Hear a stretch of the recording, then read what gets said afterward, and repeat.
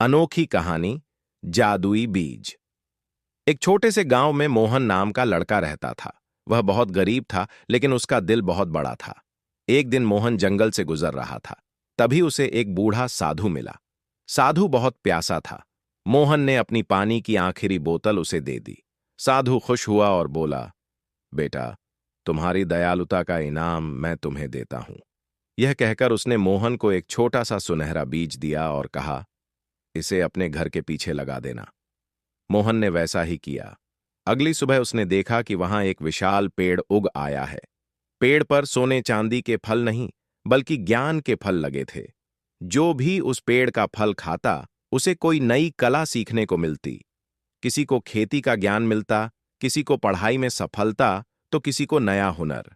धीरे धीरे गांव के लोग उस पेड़ से सीखकर अपने जीवन में आगे बढ़ने लगे। गांव समृद्ध हो गया।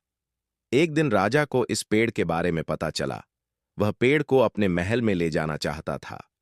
लेकिन जैसे ही राजा ने पेड़ को उखाड़ने की कोशिश की, पेड़ गायब हो गया। तभी आसमान से आवाज आई, ज्ञान और अच्छाई को किसी एक जगह कैद नहीं किया जा सकता। ये वहीं फलता फूलता है जहां निस्वार्थता और दया होती है। राजा को अपनी गलती का एहसास हुआ। उस दिन से मोहन और उसका गांव पूरे राज्य में प्रसिद्ध हो गए।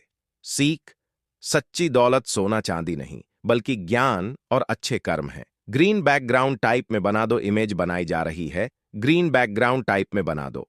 एक अनोखी स्टोरी बना दो। अनोखी कहानी जादुई बीज।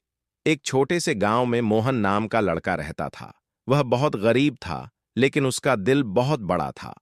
एक दिन मोहन जंगल से गुजर रहा था। तभी उसे एक बूढ़ा साधु मिला। साधु बहुत प्यासा था। मोहन ने अपनी पानी की आखिरी बोतल उसे दे दी।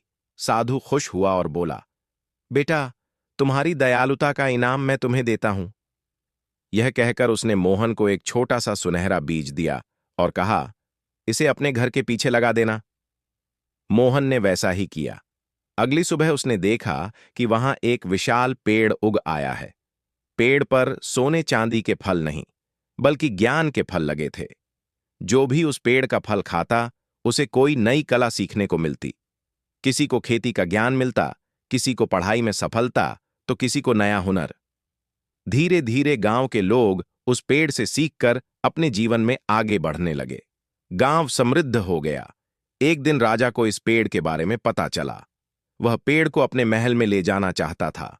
लेकिन जैसे ही राजा ने पेड़ को उखाड़ने की कोशिश की, पेड़ गायब हो गया। तभी आसमान से आवाज आई, ज्ञान और अच्छाई को किसी एक जगह कैद नहीं किया जा सकता।